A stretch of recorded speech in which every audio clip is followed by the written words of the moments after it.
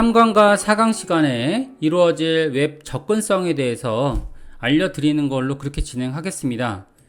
자, 관련된 내용들은 광주 평생교육진흥원 사이트가 되겠는데요.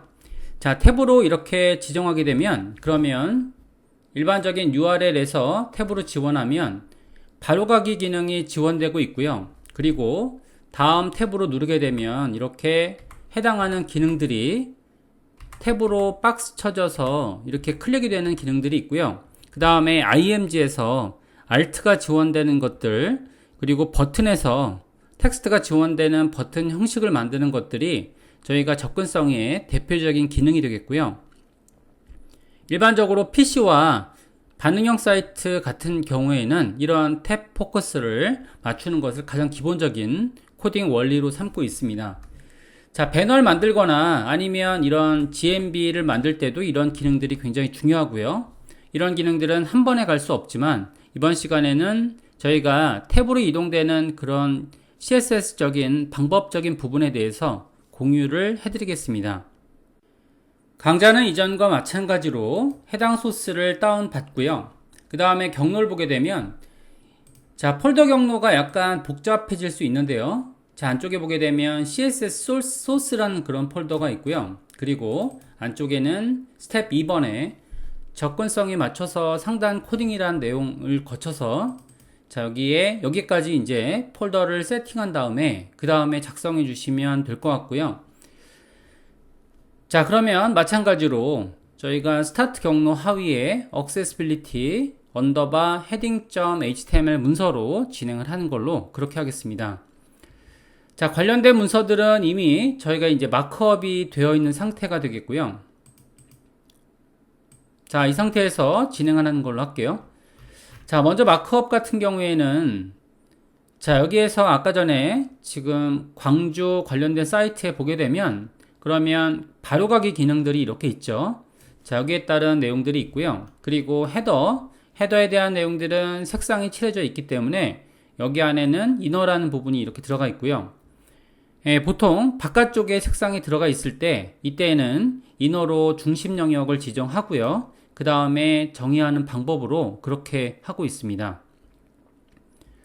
자, 그 다음에 이제 로고가 이제 중앙 영역에 붙어 있지만 일반적으로 코딩할 때는 저희가 로고가 먼저 잡히도록 이런 식의 유도를 하고 있기 때문에요. 접근성에 맞춰서 코딩을 할 때는 자, 현재 디자인에서는 물론 SNS 다음 요건이 로고가 되겠지만 현재 어떤 코딩 방식에 따르게 되면 먼저 로고 부분이 잡혀야 하기 때문에 마크업상으로는 로고를 먼저 코딩하는 방식으로 그렇게 진행을 해야만 하는 거죠.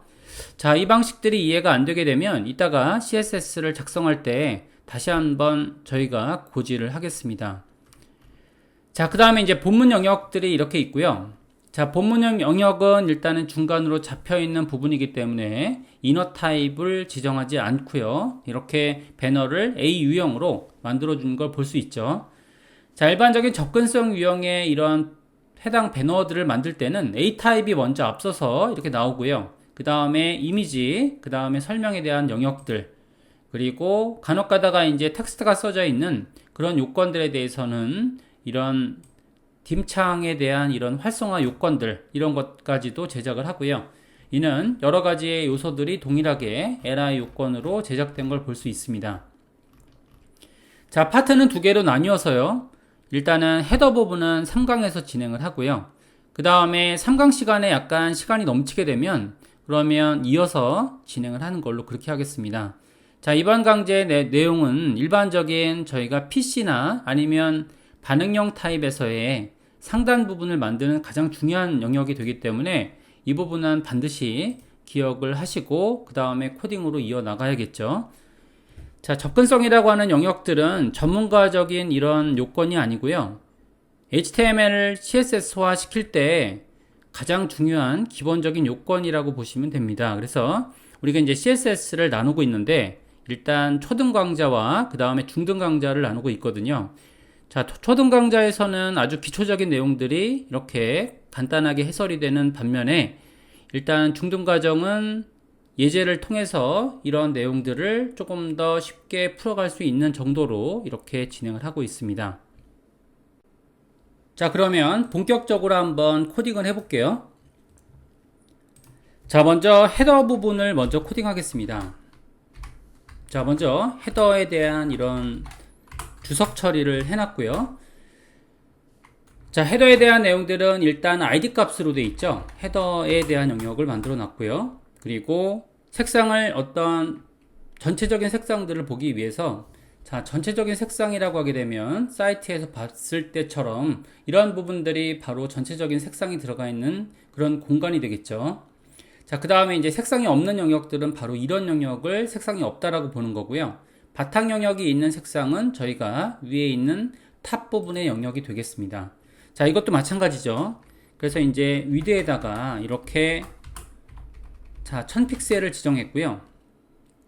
백그라운드 컬러, 배경색을 지정한다라는 것이, 자, 백그라운드 컬러로 지정했고요. 자, 백그라운드 컬러는 적당히, 자, 이렇게 해서 적당한 색상으로 칠해놨고요. 자, 그 다음에 안쪽의 영역을 보게 되면, 자, 중앙에 있는 이런 그리드 영역, 그러니까 실제로 코딩이 되어지는 영역을 위해서 저희가 이너란 영역을 지정하고 그 다음에 코딩하게 되죠. 자, 그래서 일단은 헤더를 기점으로 안쪽에 헤더 이너를 작업하게 됩니다.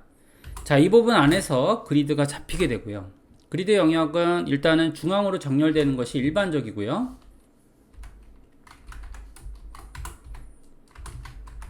자, 영어 톡값으로 잡혔고요. 그 다음에 가로 크기를 지정해야겠죠. 자, 이런 식으로 가로 크기를 지정해서 만들어 놓고 있습니다. 자, 위드는 1000픽셀에 대한 이런 영역으로 되어 있고요. 자, 해당하는 파일을 보게 되면, 그러면 지금처럼 해당하는 영역은 쭉 빠져 있는 색상 영역이 되고요. 그 다음에 실제로 코딩이 이루어질 공간은 저희가 1000픽셀로 지정을 해 놓은 거죠. 자, 이렇게 했을 때 지금 해당 영역들이 만들어질 거고요. 자, 그 다음에는 다음 마크업을 한번 가볼게요. 자, 마크업 영역을 보게 되면 안쪽에는 탑이란 영역이 있죠. 그죠? 자, 그러니까 탑이란 영역을 지정해 보겠습니다. 자, 헤더에 탑이란 영역으로 지정하면 될 것 같고요.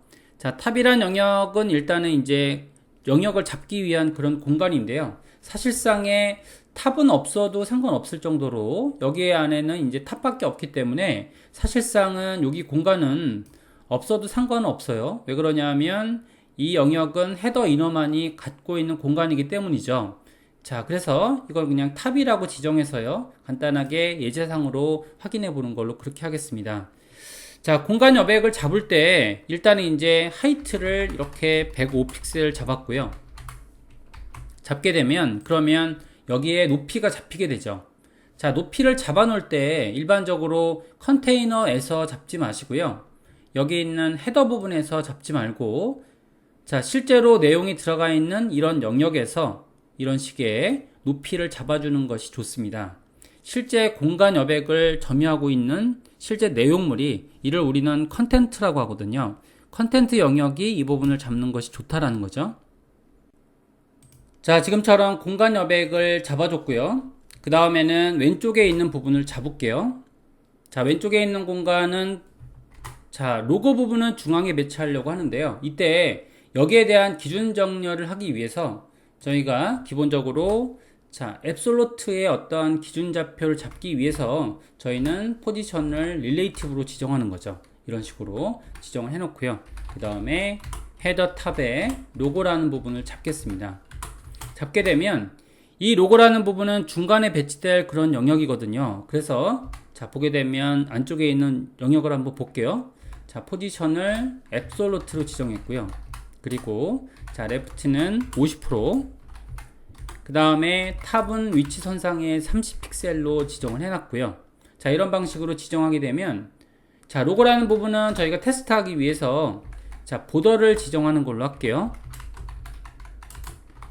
자, 이렇게 지정하게 되면 테두리 선으로 만들어질 거고요. 자, 그 다음에 이제 A타입을 지정하겠습니다.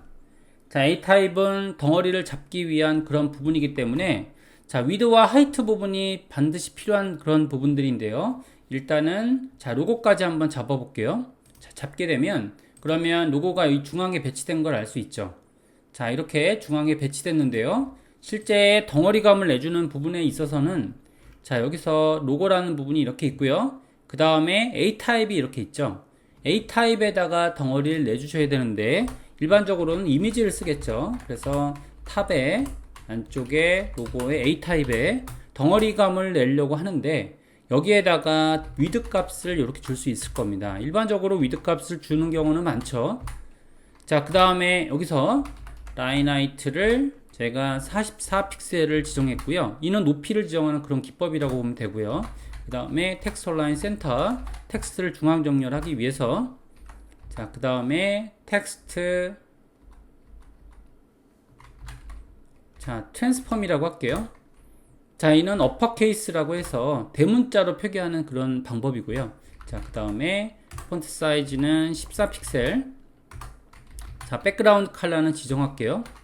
지정하게 되면 CD, C9, C3 이런 색으로 지정했다라고 하고요. 그 다음에 컬러는 흰색. 자, 이렇게 해서 영역을 만들어 놨는데요. 자, 보게 되면 여기 안에 있는 요건에다가 크기를 잡는 것이 아니고 컨텐츠에다가 높이를 잡는 방법은 이전에 있던 제가 헤더라든지 헤더 이너에서 덩어리를 잡는 것이 아니고 실제 컨텐츠에 해당되는 여기서 높이를 잡았던 원칙과 동일한 거죠. 이런 방식으로 높이를 잡아가는 것도 하나의 본인의 규칙이 필요하다는 걸 알 수 있습니다. 자, 이렇게 만들게 되면, 자, 그러면 A타입에 대한 덩어리가 지금 나오게 되는데요. 자, 근데 실제로 여기에 있는 덩어리가 잡히지 않죠. 그죠? 자, 잡히지 않는 이유는 일반적인 라인 하이트까지는 먹고요. 여기서 라인 하이트라는 수치는 먹고 있고요. 그 다음에 나머지는 먹고 있지만 위드라든지 이런 덩어리감을 낼 수 없기 때문에 반드시 우리는 A타입이라든지 스판에 덩어리감을 내기 위해서는 반드시 디스플레이를 바꿔줘야 되는 거죠. 그래서 여기서는 원래 1라인이었던 대상을 지금처럼 블럭으로 바꿔치기 하는 그런 노력이 반드시 필요하다는 거죠. 자, 이렇게 잡게 되면 그러면 A타입에 대한 덩어리가 잡히는 걸 알 수 있는데요. 자, 여기서 영역이 만들어질 때 해당하는 이런 지금 중앙 부분이 잡히는 공간에 대해서 한번 이해해 볼게요. 자, 이렇게 이해해 보면 일단은 보더를 한번 지정해 보겠습니다. 헤더 이너에다가 지정해 보면 그러면 1픽셀에 솔리드에 샵 000 지정했다고 할게요. 자, 지정하게 되면 여기서 보도 관계가 이렇게 만들어지는데요. 자, 여기서 로고에 따른 영역들은 이게 먼저 선택이 돼야 되기 때문에 지금처럼 로고에 따른 영역은 선택되도록 이렇게 앱솔루트로 만들어 놓은 거고요. 일반적으로 이렇게 만들어지는 사이트들이 굉장히 많습니다. 자, 중앙에 로고로 잡히는 경우에는 이를 저희가 접근성을 위해서 먼저 로고를 앱솔루트로 만들어서 중앙 배치를 하게 되는데 엄밀히 얘기하게 되면 그러면 이 로고라는 부분이 중앙에 배치되어 있지 않죠. 자, 이런 이유는 저희가 중앙 배치에 대한 기준이 왼쪽 상단점에 기준이 있기 때문이죠. 따라서 현재 크기에 해당되는 것은 134기 때문에 현재의 반절 크기만큼 왼쪽으로 이동시켜 줘야 그래야지만 해당하는 크기가 나오게 되는 거죠. 이런 식으로 자 나오게 되기 때문에 이를 유지하기 위해서 저희는 반드시 왼쪽 마진을 음수로 사용하는 방법도 좋은 방법입니다. 그래서 여기서는 전체 크기가 지금 안쪽에 있는 컨텐츠 크기인 134로 적용되고 있기 때문에 자 마진 레프트는 마이너스 67픽셀 정도 이렇게 배치를 해줘야 그래야지만 의미가 있는 거죠. 자, 여기까지 하게 되면 일단은 이번 시간에는 간단하게 로고 부분을 배치한 부분까지 한번 볼게요. 자, 반드시 이렇게 해야 되는 것은 아니지만 일반적으로 PC와 그리고 반응형 사이트에서는 접근성을 위해서 지금처럼 이렇게 지정을 한다는 것을 알 수 있습니다.